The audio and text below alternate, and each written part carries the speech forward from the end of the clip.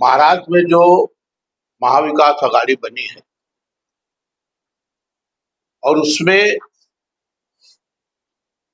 जिन जिन सियासी पार्टियों का सहयोग है, हमारे साथ ताउन है, या जो लोग हमारे साथ महाराष्ट्र के असेंबली इलेक्शन में साथ दे रहे हैं, उनमें से यहाँ पर शरद पवार कांग्रेस के जिम्मेदार, मार्क्सिस्ट कम्युनिस्ट पार्टी के जिम्मेदार और शिवसेना उद्धव ठाकरे के जिम्मेदार यहाँ पर हाजिर है, जैसा कि आप लोग सबको देख रहे हैं।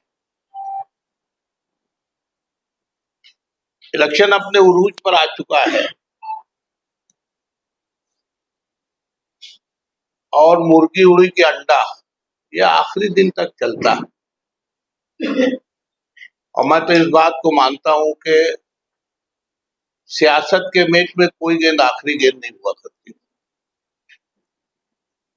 एक बात का इजाला और सफाई हम लोग करना चाहते हैं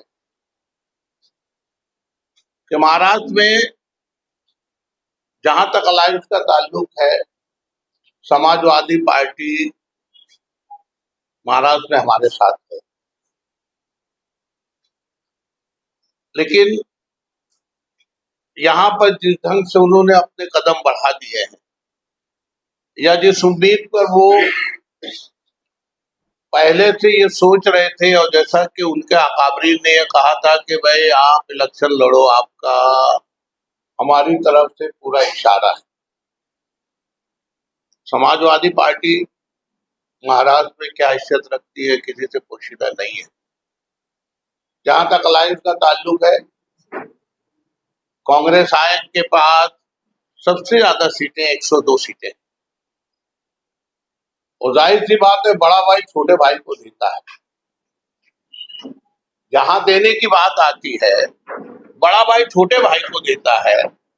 यहाँ चंद सीटों पर लड़ने वाले लोग अगर ये कहते हैं कि हम लोगों ने अलायंस की तरफ से मंजूरी हासिल कर ली है, ये गलत फहमी पैदा करने की बात है। कांग्रेस और उसके सहयोगियों का सबसे बड़ा मोटो या मकसद ये है कि हम फिरका परस्त ताकतों को क्यों कर पीछे धकेले। हर कोई अपने में अंजुमन है, लेकिन सबसे बड़ा हम लोगों का निशाना बीजेपी और उनके सहयोगी और फिरका परस्त पार्टियां हैं। और इसी मंशा को लेके आप लोग देखें कि यूपी में जिमनी इलेक्शन हो रहे हैं, कांग्रेस के खाते में 2 सीटें आने के बाद भी हमने वो कुर्बानी दी कि हमारा मकसद फिरका परस्तों को पीछे धकेलना है। हमने 2 सीटों की कुर्बानी दी, मिलने के बावजूद हमने उसको समाजवादी के खाते में दे दिया कि आप अपना उम्मीदवार खड़ा करो, हम लोग आपके साथ हैं। उसके एकदम उलट महाराष्ट्र की पोजीशन है। समाजवादी की यहाँ जो पोजीशन है वो किसी से पोशीदा नहीं है। हम लोगों ने उनको अपने साथ बजाता उससे लिया है, लेकिन मालेगांव में हमारे कानों तक जो बातें आ रही हैं तो उनको एबी फॉर्म मिल गया है और वही अलायंस के उम्मीदवार हैं। इस गलतफहमी का इजाला करने के लिए आप लोगों को यहाँ बुलाया गया। कांग्रेस का उम्मीदवार, जैसा कि पिछली तारीख रही है, मालेगांव की सीट कांग्रेस के कोटे की हमेशा से मंजूर रही है, और उसी बुनियाद पर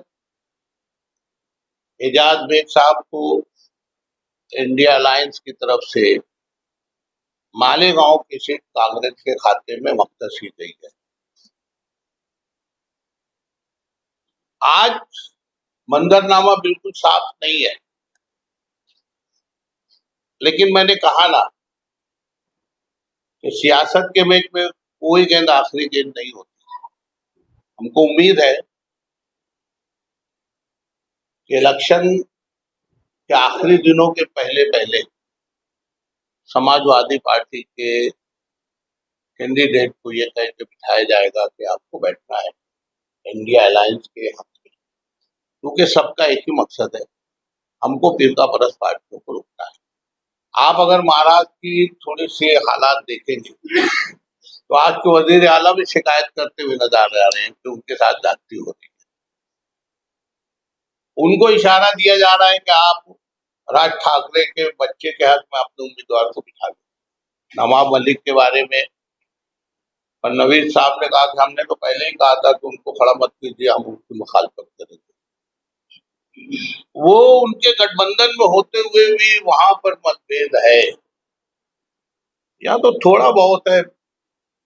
अगर आप महाराष्ट्र के लेवल पे देखें तो फडणवीस जैसा खास सियासतदान भी इस बात को कबूल कर रहा है कि हम लोग अपने बागियों से परेशान हैं। जहां इंडिया अलायंस में 14 लोगों की शिकायत है, उन 50 लोगों की शिकायत हमारे मुखालफिन की है। और कुछ बातों तो एकदम आया है। नवाब मलिक को ले लीजिए या बाल ठाकरे के अपने राज ठाकरे के लड़के को ले लीजिए या और दूसरी बहुत सारी सीटें आप देख लीजिए। भिवंडी में रुपेश म्हात्रे जो कल तक उद्धव ठाकरे के सबसे वफादारान में से थे, कल उन्होंने जाके एक नाथ शिंदे के हाथ मिला लिया। और सेठी जो सबसे बड़े मुखालफिन में से था उसके, जिसको 2 बार उसने रुपेश म्हात्रे ने हराया है, आज वो उसके हक में वोट मांगने के लिए तैयार है हमारे समाजवादी पार्टी के कैंडिडेट शेख साहब के। तो ये सब बातें बहरहाल होती रहेगी और इलेक्शन के आखिरी दिन तक ये होगा। लेकिन जैसा कि हमको उम्मीद है आखिरी दिनों में हम लोग भी अपने तौर से इस कोशिश में कोशा है कि उनको मना लिया जाए। और ऊपर से भी हमारी कोशिश है कि इंडिया अलायंस में होते हुए समाजवादी पार्टी के कैंडिडेट को यहाँ से इलेक्शन लड़ने का कोई हक नहीं है और न रूमर फैलाने का कोई हक है। जैसा कि हमारे कानों तक आ रही है, ये बोल रहे हैं कि हम लोग अलायंस के कैंडिडेट हैं। इंतहाई गलत बयानी और गैर जिम्मेदाराना बयान है। हमको उम्मीद है कि चंद दिनों में मंजरनामा साफ हो जाएगा, उसको करना पड़ेगा। देखिए इलेक्शन के आखिरी दिन तक मैंने कहा ना कि इलेक्शन के मैच में, सियासत में, इस मैच में कोई गेंद आखिरी गेंद नहीं होती, आखिरी लम्हात में भी फैसला हो जाता है। समाजवादी का उम्मीदवार बागी उम्मीदवार देखिए अभी तक मंजरनामा साफ नहीं है, ऊपर से हम लोग आदेश के मुंतजिर हैं। समाजवादी का उम्मीदवार मालेगांव में सिर्फ 2 सीट अलायंस में जो उनको करार किया है, वो 2 सीट पे हम काम कर रहे हैं उनका, लेकिन बाकी जगह उन्होंने बंटखोरी की है, ये एकदम खुला है। तो उन्होंने अपने जलसे में, अभी राजा चौक के जलसे के अंदर सभी पार्टी जो आप लोग मतलब लगाए हैं, इसी तरीके से उन्होंने अपने स्टेट से झंडा लगाया है। उनकी कोशिश कर रहे हैं। हम लोगों की तरफ से झंडा दिया नहीं गया और हम लोगों ने एक्शन लेना। आज की प्रेस कॉन्फ्रेंस बुलाने का मकसद ये है इंडिया अलायंस का कि भाई जो इन लोगों ने इस तरीके की हरकत कर रहे हैं ये गलत है। नहीं तो उन्होंने बताना चाहिए कि हमारे बड़े लीडर अब इंडिया अलायंस का प्रचार करने आ रहे हैं। नहीं तो झंडा लाए कहाँ से, कौन दिया उनको? आप बना सकते हैं, हम उसकी तहकीक में लगे हैं। हमारी पार्टी का जहाँ तक सवाल है, ठीक है, लेकिन शोभा ताई कब आ रही है? शोभा ताई भी आने वाली है इंडिया अलायंस के प्रचार में। इंडिया अलायंस के प्रचार में शोभा ताई भी आएंगी और भी बड़े लीडरान आ रहे हैं। आज भी 2 मेहमान आ रहे हैं। मालेगांव बच्चा, शोभा ताई बच्चा, हम करने भी नहीं आएंगी इंडिया में, हम बनते हैं या मालेगांव विषय समाजवादी को लेके बैठे हम लोग। ठीक है ना? हाँ नहीं, उसमें मेरी उनसे डायरेक्ट बात हुई थी और उस वक्त वो मोहाली में तुम्हारे मेरे ख्याल से कुणाल पाटिल का जो मतदार संघ है दिल्ली का, वहां पर थी और बोले देखो मुझको यहाँ और अन्ना गोटेरिया दोनों के लिए यहाँ पर रहना जरूरी है, मुझको ऊपर से आदेश और यहाँ से मुझको सटाना भी आना है, क्योंकि पहले से आदेश है कि आप लोग आपको ये तीनों जगह कवर करना है। कहीं ऐसा तो नहीं है कि उनको मालेगांव शहर से सभी पार्टियों ने मिलकर वोट दिलाई थी और वो उसी का पालन करते हुए मालेगांव नहीं आ रहे? देखिए उन्होंने, आप अगर मालूमात लेंगे तो बहुत सारे ऐसे जो उम्मीदवार आज हैं उनसे उन्होंने सफाई से कहा था कि आप लोगों ने पार्लियामेंट में जिस ढंग से हमारी मदद की हम उसके लिए आपके बहुत शुक्रगुजार हैं, लेकिन जहां तक पार्टी लेवल की बात है पार्टी का प्रचार की बात है। मैं मालेगांव आऊंगी तो आप लोग उसका बुरा ना माने, इसलिए उन्होंने हमारे उन उम्मीदवारों से कहा है जो आज हमारे सामने। कब तारीख की है उन्होंने? अभी तक कुछ तय नहीं है। देखिए, नेशनल पार्टी है, कोई लोकल पार्टी तो है नहीं। ढेर सारे मसाइल, ढेर सारे प्रोग्राम रहते हैं। हम लोग मुंतजिर हैं और टच में है कि कहीं ना कहीं से उनकी सबील हो जाए आने की। वो भी आने में दिलचस्पी रखती है ताकि बहुत सारी गलत फहमियों का इजाला हो सके, लेकिन आदेश के ऊपर। वो आए तो आप लोग से भी और आप लोग के प्रचार जरूर। क्योंकि समाजवादी से भी यहाँ पर उम्मीदवार है और इंडिया अलायंस के हिस्से समाजवादी पार्टी जी, वो भी उम्मीदवार है, आपके भी उम्मीदवार है। मैंने आपके आने से पहले मुश्ताक भाई ने कहा था कि वो अलायंस के उम्मीदवार नहीं है, वो खड़े हैं और हम मुंतजिर हैं ऊपर के आदेश से, और 2-1 दिनों में आना ही आदेश, उनको बैठना चाहिए। सदी में कोई बात ही आपकी चल रही है ना बात, चालू है। चालू है ना बात, जारी है ना। अभी इस प्रेस कॉन्फ्रेंस में नामजद इसकी क्या नहीं, इंडिया उन्होंने अलायंस से बुलाया, ये कॉन्फ्रेंस है इंडिया अलायंस की तरफ से बुलाया गया है। भाई उम्मीदवार तुम तुम्हारा काम करो, अलायंस तो कांग्रेस के जिम्मेदार है और अलायंस के जिम्मेदार है। ठीक है, अभी आपने कहा कि मकामी लोगों की बगावत की समझ, तो ये क्या अखिलेश यादव की भी बगावत नहीं है इंडिया में? देखिए, देखो, अभी बाबू हाशिम साहब ने आखिर तक बम्बई में पत्रकार परिषद में ये कहा था कि मुझे हाईकमान का आदेश है। आखिर में जहां तक अलायंस टूटना नहीं चाहिए, अपनी पार्टी की कोई ऐसी हरकत नहीं होना चाहिए।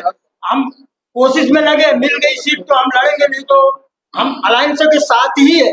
लेकिन उन्होंने निकलवाया नहीं फॉर्म। ये असल में वो खुद उलझ गए थे, नवाब मलिक उनके सामने आने, बस वो उलझ गए और किसी को आदेश दे पाए या ना दे पाए। जो रिपोर्ट इंडिया अलायंस के लीडरान के पास है कि वो उनसे रास्ते में नहीं आ सके थे, इसलिए रह गया।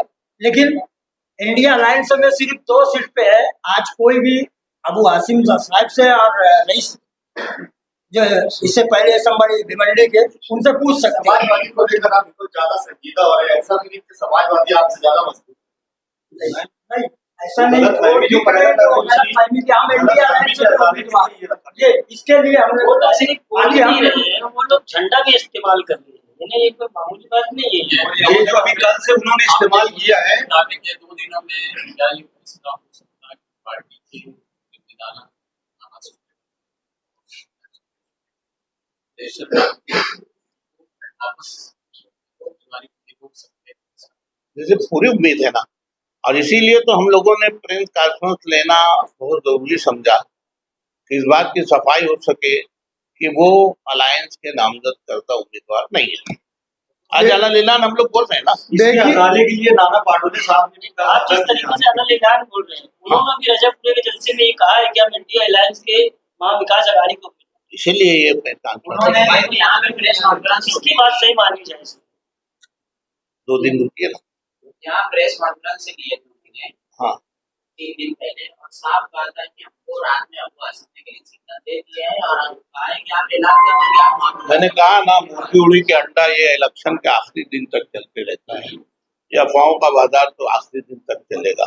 आप लोगों ने अगर अबू हाशिम आजमी का इंटरव्यू 6-7 दिन पहले देखा होगा, उन्होंने कहा था कि हम लोगों ने बिलाशुबा 12 सीट मांगी थी, हम 5 पर अड़े हैं और हम कम के लिए भी राजी हैं, लेकिन हम किसी तौर से अलायंस के बाहर नहीं जाएंगे क्योंकि बहरहाल हमको फिक्का परस्तों को हराना है। तो इम्तियाज जलील से क्या नहीं, अगर ऊपर बातचीत हो जाती है तो ठीक है, हम कुर्बानी दे देते हैं, जैसे महागठबंधन की कांग्रेस ने वहाँ भी दे देते हैं, ऊपर से आगे से कांग्रेस को बैठने का समाजवादी इंडिया अलायंस के आप लोग क्या? देखिए, हम लोग हमने अपने लीडरान के आदेश के हमेशा पाबंद रहते हैं।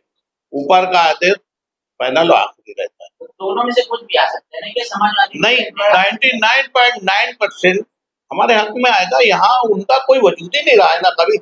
देखिए, जो अलायंस में सीटें तकसीम हुई हैं वो इस बुनियाद पे हुई है कि पिछले दिनों में किसका कहाँ से मेंबर रहा है। हाँ, तुम्हारा पिछला कितना और यहाँ पे उनका कोई भी पिछला कोई ऐसा रिकॉर्ड नहीं रहा। आज वो मजबूत नजर आ रहे हैं। 1951 से ये कांग्रेस की सीट है। ऐसा लगता नहीं है कि और कांग्रेस बड़ी सीट है। इकट्ठा हो गई आप लोगों के फिर भी इलेक्शन वैसा लड़ा नहीं जा रहा। आप लोगों ने जानबूझ के लड़ा है। जाना चाहिए। जी एक मजबूत सीट हमेशा कांग्रेस की यहाँ रही है, हाँ। मगर अभी जिस तरीके से इलेक्शन जिस जोर से लड़ा जाना चाहिए वैसा कांग्रेस लड़ रही है। यहाँ शहर आम वोटर तक पहुंच नहीं रही। देखिए, इस शहर का सियासी शोर बहुत ऊंचा है। इस शहर का सियासी शोर बहुत ऊंचा है। आपको हम जरूर चौंकाएंगे। दिल्ली में जब केजरीवाल ने ऐलान किया था बीजेपी के सामने, किसी को उम्मीद थी क्या? लेकिन अवाम ने जब तय कर लिया ना, तो उसके जलसों जुलूस और गर्दी की कोई जरूरत नहीं रहती। हमारे पास किराए के सामीन नहीं है, अपनी मर्जी से लोग आते हैं। और यहाँ कांग्रेस का पॉकेट और 30,000 तो सबको मालूम है, इतने भी खराब हालात रहे हैं। और 66% लोग तो हवा के साथ चलते हैं। और वो हवा जो है, देख लेना, आपको अचंबा हम करेंगे। इस शहर में दिल्ली की तारीख दोहराई जाएगी। केजरीवाल ने जैसा सबको चौंकाया था, इस शहर की तारीख उसी की जाएगी। जो 30,000 क्या बात कर रहे हैं, क्या उसमें शेख रशीद खानवादी का क्योंकि कांग्रेस से लंबे अरसे से जुड़े हैं, उनका उसमें कोई शेयर कोई शेयर, ये वो वोट है कि कोई भी खड़ा होगा, ये 30,000 शेख रशीद साहब और उनके खानवादे के साथ वो 30,000 वोट थी, वो मुंतकिल हुए, वोट अपनी जगह है। वो 30,000 साहब यही बात कई शहर के लोगों से पूछने की कोशिश की तो उन्होंने कहा कि वक्त के साथ वोट कम होते गई है कांग्रेस। ये आप बोलते हो ना, मैंने एक बात कही कि 66% लोग हवा के साथ चलते हैं और 30,000 वोट जो है कांग्रेस का पॉकेट वोट है। और हम बोले ना, हम चौंकाएंगे, आप देखिए। आम आदमी पार्टी का भी आपके ऊपर बैनर है और उसके लोग समाजवादी को नहीं, ये बात सही है। हर पार्टी के लोग बोल रहे, कोई 1.25 लाख वोट ले रहे हैं, कोई 1.5 लाख वोट। आप लोगों को क्या करना? हम लोग लोगों को चौंकाएंगे और जीतेंगे।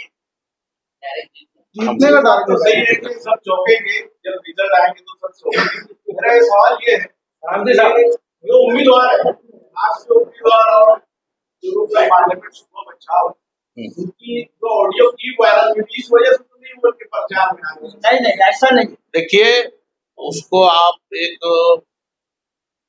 भयानक सपना समझ कर छोड़ दीजिए।